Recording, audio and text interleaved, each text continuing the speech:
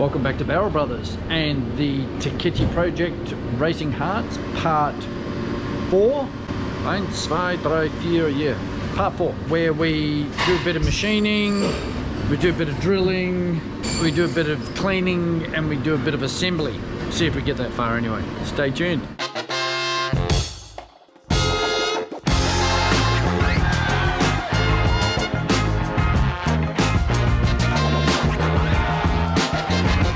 The only thing about having this machinery is it generates a hell of a lot of mess and swarf and whatnot all over everything. As you can see, I've got both of them up here. I've decided that since I've made a mess of those, I might as well make a mess of the Bridgeport as well, so we'll do a bit of drilling on that.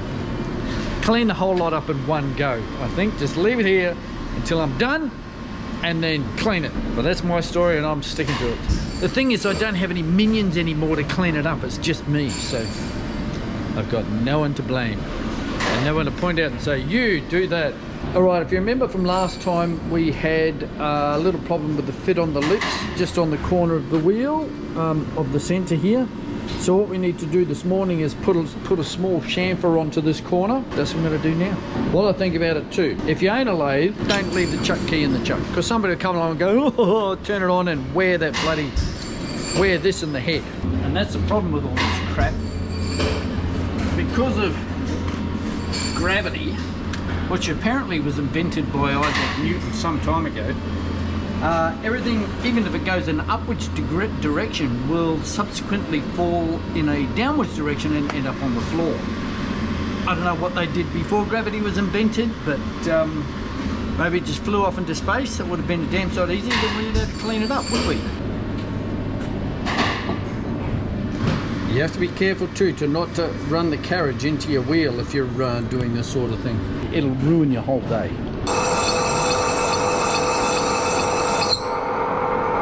There we go. Nice little chamfer on the corner, and she'll fit into that lip nicely now. If we didn't have gravity, the stuff would indeed fly off into space and we wouldn't be able to bag it up and take it round to Sims, to the recyclers, and get money for it. Ha-ha! So good on Isaac Newton for inventing gravity. If you're doing the, you drop the center in and use it as a template and drill from this side. If you've got an asymmetric wheel, which is like a, let's see, like a Blitz 03, something like that, where it's 1, 2, then a gap, then 1, 2 and a gap, then 1, 2 and a gap, and stuff like that. Chances are, if you turn the lip over and try to bolt it on, it won't fit. Okay, you're going to have to have a bit of a think about that one. You've got to muck around with it a little bit. Still use this thing though, it's good. Yeah, look at this. Lucky we don't have to put the nut on the other side. There's not a lot of room there. It just fits if I pull it out all the way. Okay, while I'm staring at holes and drilling them and whatnot, bolts. You can't just go down to Bunnings and get a black zinc high tensile bolt. They don't have them. So we do sell them here in the shop in various lengths in black zinc, just like that. But there are some problems with some of these older wheels, notably the SSR reverse and formula mesh. Some of them fit, some of them don't. Here's one that doesn't. As you can see, it doesn't quite fit the head in there. So there's two ways you can go. You can either machine the head down, which takes all the zinc plating off, and then they rust. Or you can do what we do, and that is run an end mill down into them and bigginize the hole. You're going to need something like 13.5 or 14 mil, I think. Where's my verniers? All right, head size on this is just over 13 millimeters. That is a 13 millimeter end mill.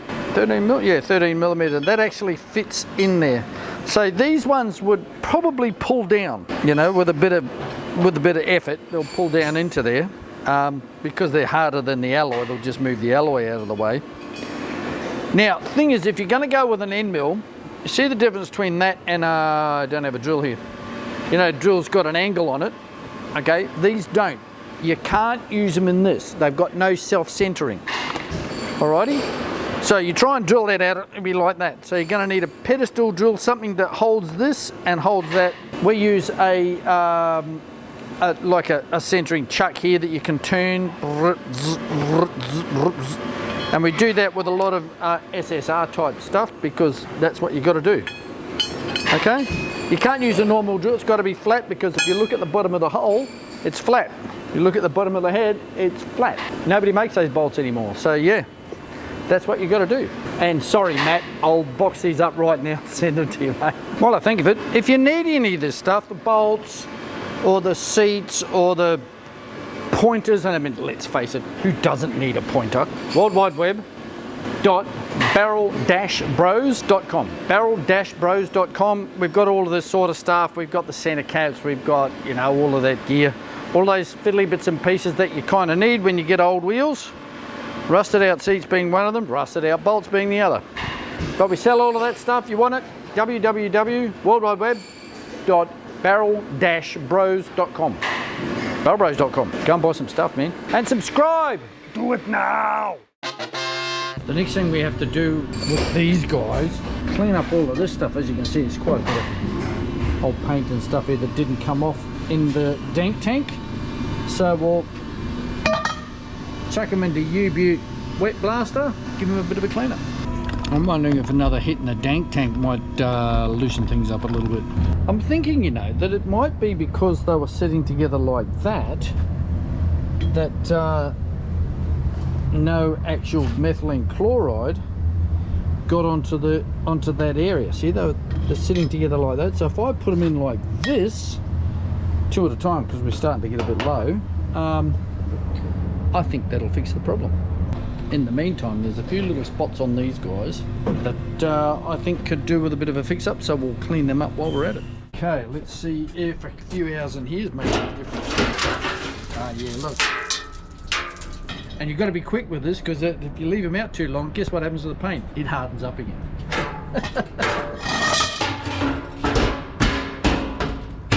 And you're right back where you started from. Okay, that's blasted all of that stuff off. Give it a little bit of a clean up with the file, just in the middle there. But now they're ready for assemblies, and the next step after that is to weld them up. Just get rid of any dags that might have been there from smacking around in the dank tank. Righty. Lost my soft hammer.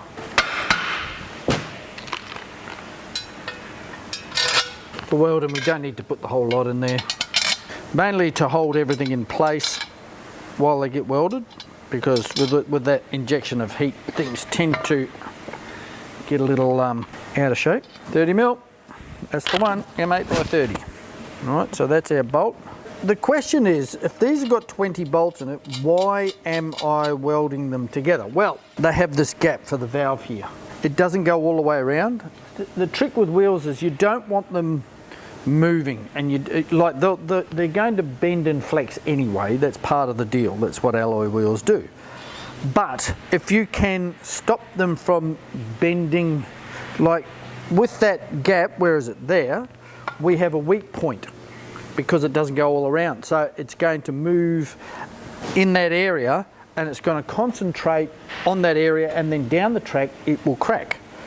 And that's what we don't want. We want an even pressure all the way around, and that is why we're going to weld up a 20 bolt wheel. So usually 14 or 15 inch step type, you can get away with not welding them. So it's 20 bolts, because it's all about the gap in the bolts, right? That's fairly small.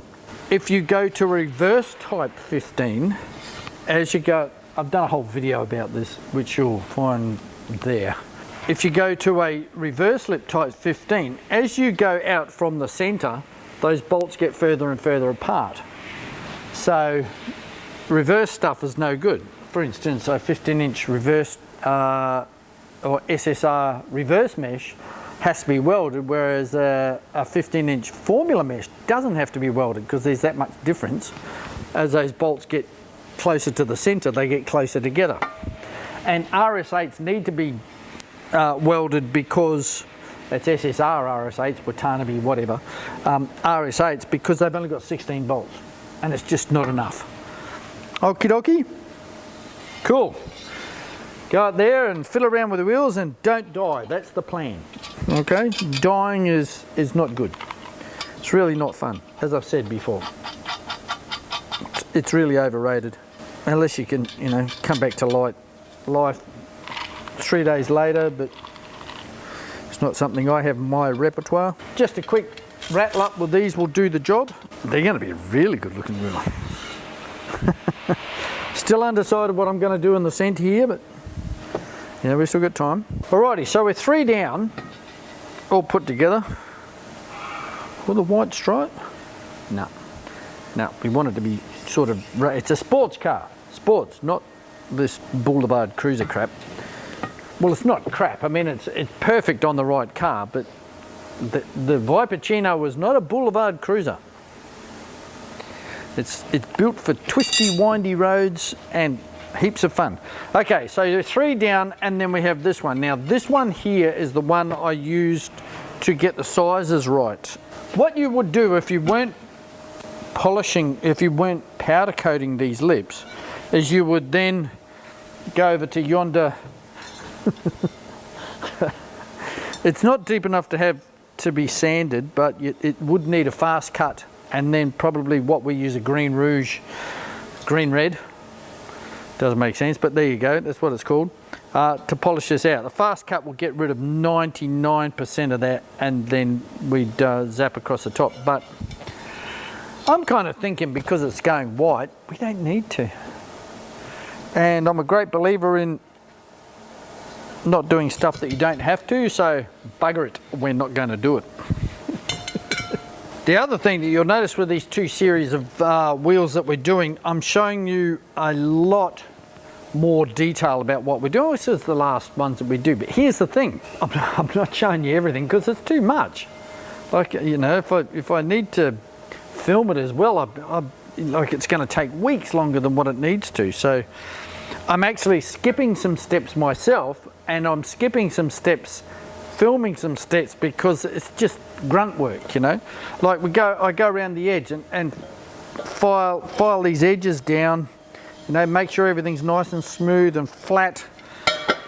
Make sure that the centers are flat on the back of here, once again with the file, you know. It's what we used to do with customer wheels, which is why Barrel Brothers wheels were always really good. I mean, as good as they could be.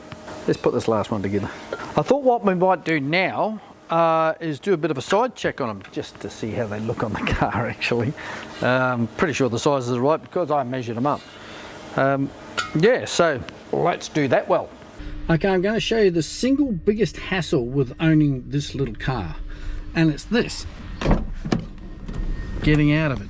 Remember I said, like, I don't like to wear my boots in here, because you've got to pull your foot up a fair way. There's a fair dip down in here up to the side, because it's got, you can take the roof off, so it needs to have some strength somewhere. But here's the hassle.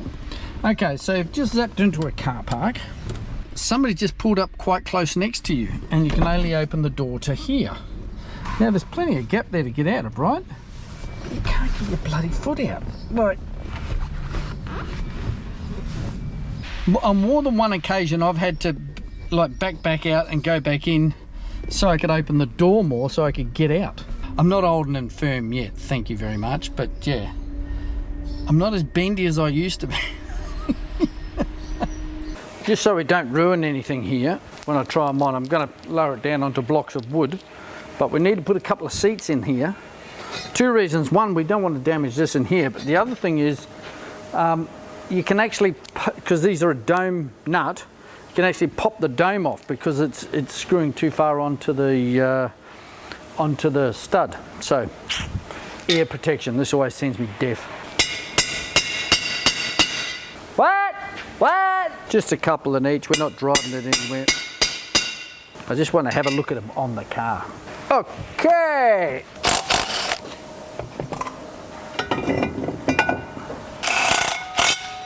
I have to sort out some hub rings too. Your eyes off the prize. Yeah, that's about right. Back end.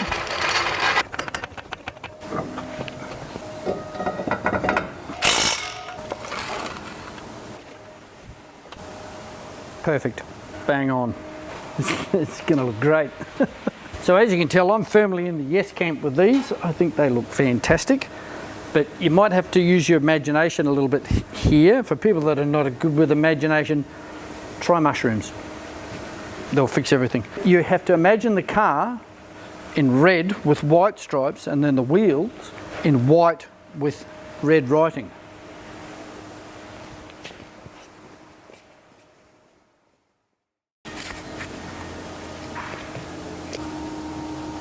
Oh, fractionally big. Give us an idea anyway. New foam center caps from Barrel Brothers. Indestructible and easy to lose. You've got to sort of imagine it all in one colour, but I'm thinking yes. Maybe we came up with some sort of a sticker for the centre for racing Harts or something. All right, that's enough silly buggers for today. Thanks very much for watching, and we will see you next time where Elliot or Shannon welds these things up, or the other ones, depend on which episode comes next. I think it might be the other one's turn. Anyway, thanks for watching, look after yourselves, and we'll see you next time. Sir Isaac Newton, I name you facts. Why not? Everybody else seems to be on this big buy my shit kick at the moment, so I'm gonna jump on the bandwagon. Buy my shit! Buy my shit! This is for you, Barney.